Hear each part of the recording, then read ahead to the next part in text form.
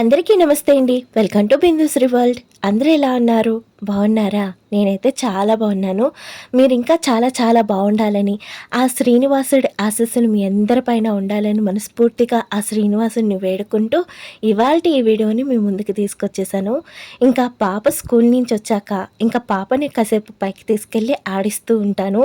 తను ఒక గంట సేపు ఆడుకునేలోపు పైన మొక్కలకి నీళ్ళు పెట్టి పూలు కోసుకుని అవి కిందకొచ్చి మాల కట్టి అవి ఫ్రిడ్జ్లో పెట్టాక ఈ పని అయితే స్టార్ట్ చేస్తానన్నమాట.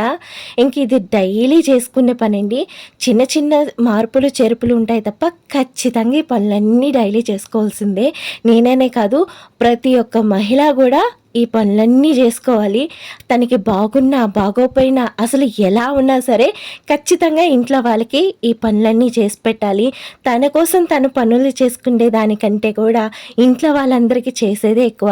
కానీ ఒక్కసారైనా మా కోసం ఇంత చేస్తున్నావు, ఒక్క పూట నువ్వు రెస్ట్ తీసుకో, ఒక్క పూట మేము చేస్తాము అన్న మాట అసలు ఒక్కలేనా అంటారా?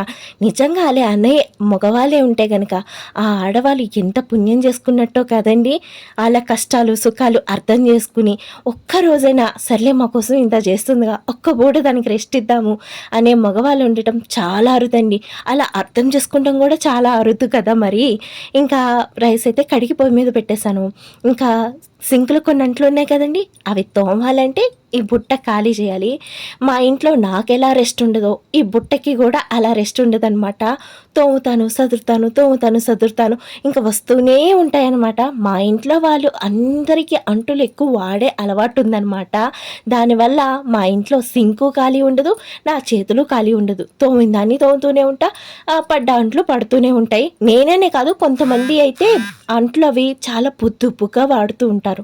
నాకు వచ్చేటప్పటికి ఏంటో తెలుసా, అంట్లు అన్నవి చాలా ఎక్కువగా వాడిస్తూ ఉంటాను. నేనే కాదు, కొంతమందికి అంట్లు ఎక్కువ వాడే అలవాటు ఉంటుంది. నేను చాలా రకాలుగా ట్రై చేశాను. అంట్లు తక్కువ వాడాలనేసి కొన్ని పాత్రలు తీసి మూట కట్టేసి మిద్ది పైన కూడా పడేశాను. అయినా సరే అంట్లు అవుతూనే ఉన్నాయి, తోముతూనే ఉన్నాను. ఇంకా గ్లాసులు ప్లేట్లు స్పూన్లు అయితే ఎన్ని వస్తాయో మొత్తం ర్యాక్లో ఉన్నాయన్నీ కూడా తీసి వాడేస్తూ ఉంటాము. మీ ఇంట్లో కూడా ఇలాగే చేస్తూ ఉంటారా అన్నది నాకు ఖచ్చితంగా కామెంట్ చేయండి. ఇంకా అంట్లు బుట్ట పెట్టే కాడ శుభ్రంగా అయితే తోమేశాను. ఇలా వారానికి ఒకసారి చేస్తూ ఉంటా. లేదు అంటే ఇంకా నాకు కొంచెం మరీ అక్కడ చికాగ్గా ఉంది అనిపించినప్పుడైనా అలా క్లీన్ చేసుకుంటూ ఉంటాను.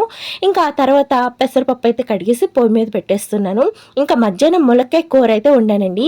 ఇంకా సాయంకాలం కూడా ఇంకా ములక్కాయ కూర వేసుకుని తింటే కనుక వేడి ఎక్కువ చేసేస్తుంది. ఇంకా అందుకోసం అనేసి పెసరకట్టు పెడుతున్నాను. ఇలా వేడి చేసే కూరలు వండినప్పుడు సాయంకాలం చలవ చేసే కూరలు వండుకోవాలి. అప్పుడే ఆరోగ్యం పాడవకుండా ఉంటుంది. అధిక ఉష్ణం ఆరోగ్యానికి అంత మంచిది కాదనమాట. ఎప్పుడు కూడా మనం తీసుకునే ఫుడ్ సమతాళంగా ఉండాలన్నమాట. అంటే అన్నీ సమాంతరంగా ఉంటేనే మన ఆరోగ్యం కూడా బాగుంటుంది. ఇంకా అన్నం అయితే ఉడికిపోయిందండి. అన్నం అయితే వార్చేసుకుంటున్నాను. కుక్కర్లో పెడితే మా వారికి నచ్చదు. ఇంకా పాప స్కూల్కి వెళ్ళేటప్పుడు మాత్రమే కుక్కర్ పెడతాను. ఎందుకంటే కొంచెం త్వరగా అయిపోద్ది. ఇంకా పొద్దున్న సమయంలో చాలా హడావిడిగా ఉంటుంది. పిల్లలు రెడీ చేయటం, వాళ్ళకి ఫుడ్ పెడతాం, ఇంకా వాళ్ళకి కావాల్సినవి చూసుకుంటాం, స్కూల్కి ఇవన్నీ కాబట్టి ఇంకా అందుకోసమని పొద్దున్న కుక్కర్ పెడుతూ ఉంటాను.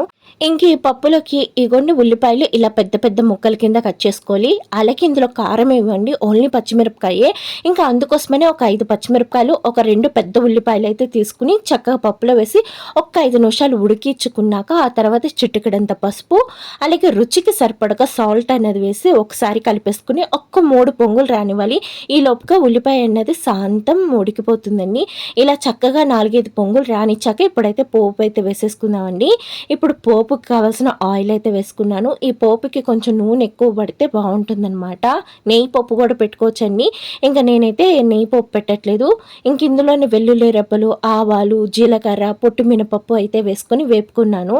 ఇంక ఇవి వేగాక ఇప్పుడు చిటికెడు 2 రెమ్మల కరివేపాకు, అలాగే చిటికెడంతా ఇంగవ అయితే వేసుకున్నాను. ఇంగవ వేసుకుంటే పప్పు ఏదైనా చాలా కమ్మగా ఉంటుందండి. ఇంక ఈ పోపునైతే మనం పప్పులోకి తిరగమూత అయితే వేసేసుకుంటున్నాను. ఇంకా ఆ తర్వాత పొయ్యి మీద ఒక పొంగు రానిస్తే చాలా బాగుంటుంది పప్పు. ఈ పెసరకట్టు చాలా సింపుల్‌గా ఉన్న ఆరోగ్యానికి చాలా మంచిదండి. ఖచ్చితంగా వేడి కూరలు చేసినప్పుడు ఇలాంటి చలవ కూరలు కూడా చేసి ఇంట్లో వాళ్ళకి పెడుతూ ఉండండి. చాలా బావుంటది. ఇంకా నైట్ పూట హెవీగా తినకూడదు, లైట్ ఫుడ్ తీసుకోవాలన్నా కూడా ఈ పెసరకట్టు చాలా బావుంటది. అన్నంలోకనే కాదండి, చపాతీల్లోకి కూడా చాలా బావుంటది. ఇంకా గత వారం రోజులుగా వానలు పడుతూ ఉన్నాయి కదండీ! ఇంకా అందుకోసమని బట్టలైతే నేను ఇంట్లో అయితే ఆరబెట్టేసుకున్నాను. ఇంకా కంటిన్యూగా చినుకు, చినుకు, చినుకు అలా పడతానే ఉంది. ఇంకా బట్టలు అలా వదిలేస్తే ఇంకా ఎక్కువైపోతాయనేసి ఇంక ఇంట్లో ఇలా తీగలు కట్టేసి మొత్తం అంతా తీగల నిండా బట్టలైతే వేసేసాననమాట. ఇంకా బట్టలవి తీసి బెడ్రూమ్‌లో వేసేసాను. ఇంక ఈలోపుగా భోజనాలు కూడా అయిపోయినాయండి. ఇంకా మా పెద్ద పాప ఒక్కదాయే నిదానంగా తింటా ఉంది. ఇంకా స్కూల్ నుంచి వచ్చాక వాళ్ళ నాన్నగారితోటి పార్క్‌కైతే వెళ్ళింది. వాళ్ళ నాన్నగారు బయటికెళ్తున్నారు అంటే ఇంక కిందే పేచి పెట్టేసిందనమాట. నన్ను పార్క్‌కి తీసుకెళ్ళండి అనేసి. ఇంకా పార్క్‌కి వెళ్ళి వాళ్ళు ఇందాకడే వచ్చారనమాట. ఇంక రాగానే తనకి ఫుడ్ అయితే పెట్టేసాను. ఇంక ఫుడ్ పెట్టి హోంవర్క్ చేయించేసి ఇంక అప్పుడు స్నానం చేసి తననైతే నిద్రపుచ్చుతాను. ఇంక ఈలోపుగా భోజనాలైతే అయిపోయినాయి కదండీ! ఇంకా ఈ అంట్లన్నీ గూడా ఒక్కోటొక్కోటి సింక్‌లో అయితే వేసేసుకుంటున్నాననమాట. ఇంక ఈ కర్రీస్ అవి కొంచెం కొంచెం ఉన్నాయండి. ఇవన్నీ గూడా ఫ్రిడ్జ్‌లో అయితే పెట్టేసుకుంటాను.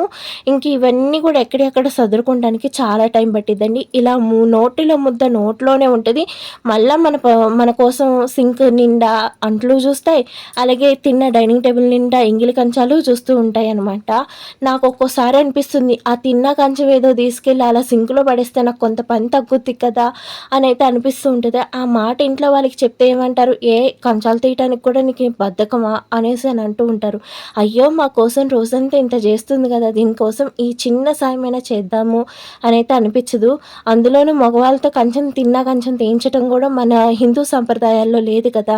అలా చేస్తే తప్పు గదా! ఇంక అందుకోసమనేసే ఇంక పిల్లలకైనా అది అలవాటు చేయాలనుకున్న మా తీర్థశ్రీ ఒక టైంలో బాగానే హెల్ప్ చేసేది.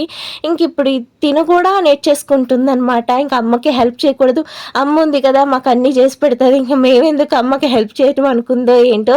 ఇంక తను గూడా హెల్ప్ చేయట్లేదు. తను చిన్న పాపే. కాకపోతే ఎవరైనా కొంచెం మనకి హెల్ప్ చేసినా, సపోర్ట్ చేసినా మనకి కొంచెం ఎక్కడలేని ఎనర్జీ వచ్చి ఇంకొంచెం ఉత్సాహంగా చేస్తూ ఉంటాం. మనకి పెద్ద పెద్ద హెల్ప్‌లే అవసరం లేదు. చిన్న చిన్నయి ఏది ఒక నీళ్ళ గ్లాసు తీయటమో, అందించటమో ఇలాంటియనమాట. అలాంటియి చేసినప్పుడు మనకి చాలా ఊరటగా అనిపిస్తూ ఉంటది. పెద్ద పెద్ద పనులు పెద్ద పెద్దయి ఏం చేయక్కర్ల చిన్న చిన్నయే మనకి చాలా ఊరటగా అనిపిస్తూ ఉంటది. అసలు ఇవాళైతే ఫుడ్ అస్సలు తినలేదండి. స్నాక్స్ గూడా తినలేదు తను. ఇంక అందుకనే ఆకలి అందనుకుంటా. రాగానే అమ్మ ఆకలేస్తుంది అంది.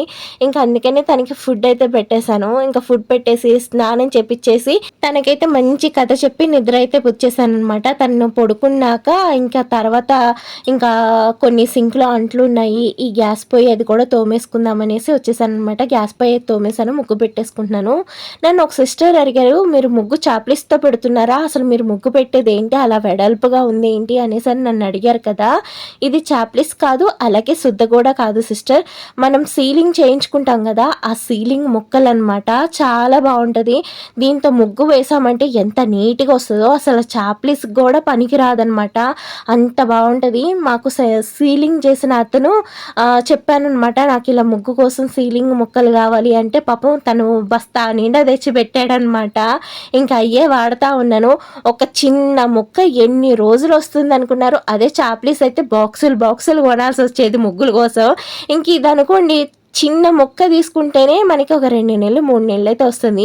మీకు చుట్టుపక్కల ఎవరైనా ఇలా సీలింగ్ చేసేవాళ్ళుంటే వాళ్ళని ఖచ్చితంగా అడగండి. వాళ్ళ దగ్గర చాలా వేస్ట్ మొక్కలుంటాయి గదా! మనకి ముగ్గు పెట్టుకోవడానికైతే ఎంత బాగుంటాయో, మీ చుట్టుపక్కల ఎవరైనా సీలింగ్ చేయించుకుంటున్నారంటే ఖచ్చితంగా అడిగి తీసుకోండి. ముగ్గు వేయటానికైతే ది బెస్ట్ అనమాట. అసలు ఎంత అందంగా కనిపిస్తదో, మనం ఎంత ఈజీగా ఏసేసుకోవచ్చో. ఇంకా పొయ్యి కాడ క్లీనింగ్ అంతా అయిపోయింది. అంట్లు తోమేసి పెట్టేసుకున్నాను.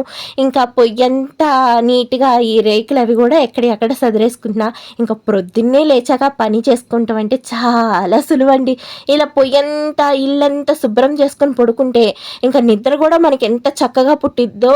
అండ్ అదే వంటిల్లంతా నీట్‌గా లేకుండా ఎక్కడిదక్కడ ఉంచేసి గనక మనం పడుకున్నామే అనుకోండి, నిద్ర రాదు, నా పాడు రాదు. అయ్యో! వంటింట్లో పని ఆగిపోయిందే, వంటింట్లో ఇంకో పని ఆగిపోయిందే, ఈ పనులే మనకి గుర్తొస్తాయి కానీ అసలు నిద్రే పట్టదనమాట. ఇంకా మా వారికి వారికి చెప్పాను కదా ములక్కాయ కూర వండాను అనేసి, ఇంకా ఆయనకి కళ్ళంటే నీళ్ళు వచ్చేస్తున్నాయి అంట. అసలు ఈ కొంచెం వేడైనా సరే మా వారికి సెట్ కాదనమాట. అందులోని పెసరకట్టు పెట్టానా, అయినా సరే ఇంకా వేడొస్తుందేమోనమ్మా అనేసి అని డౌట్ పడుతున్నారు. ఇంకా అందుకోసమనే మజ్జిగ కూడా కొట్టేసి పెడుతున్నాను అనమాట. ఇంకా ఆరారుగా నిద్రలో నుంచి లేచినప్పుడు మజ్జిగ తాగుతూ ఉన్నారే అనుకోండి, ఇంకా వేడి చేయకుండా ఉంటది అనేసి ఇంకా అందుకోసం అనమాట. మా ఇంట్లో ములక్కాయ ఇష్టంగా తినేది నేనే. మా ఇంట్లో ఎవ్వరు ములక్కాయ తినరు. ఇంకా అది వండినప్పుడు మాత్రం ఇలాంటి పై సాధనాలు ఎక్కువ చేసుకుంటూ ఉంటాననమాట. ములక్కాయ చాలా వేడి చేసేస్తుందండి. ఇంకా అందుకోసమనేసి మా వారు చాలా భయపడుతూ ఉంటారు. ఆయనకి అసలు వేడి అస్సలు పడదు. ఇంకా ఆయనకైతే మజ్జిగ కొట్టేసి ఇచ్చేసానా, మజ్జిగ కొట్టేసి పెట్టేసుకున్నాను. అవన్నీ కూడా ఎక్కడెక్కడ కడిగేసి పెట్టేసుకున్నాను. ఇంక చిన్న పని కూడా లేకుండా అన్నీ చేసేసుకున్నాను. ఇంకా రేపు పొద్దున మా వారి వైట్ డ్రెస్సులు ఉతుకుదామనుకుని సగ్గుబియ్యం అయితే నానబెట్టాను. ఇంకా ప్రొద్దున ఇది మిక్సీ పెట్టేసి ఇంక ఉడకబెట్టేసుకుంటాను. గెంజి అయితే ఎంత చక్కగా పట్టిద్దో మీరు ఒకసారి నార్మల్ గెంజి కంటే కూడా సగ్గుబియ్యం గెంజి పెట్టి చూడండి. బట్టలు ఎంత బిగుతుగా ఎంత బాగుంటాయో.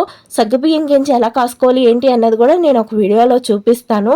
ఇక్కడితో ఈ వీడియో ఇంతే ఫ్రెండ్స్. మీకు నచ్చిందా? నచ్చితే లైక్ చేయండి, షేర్ చేయండి. స్కిప్ చేయకుండా చూసినందుకు థ్యాంక్స్ ఫర్ వాచింగ్.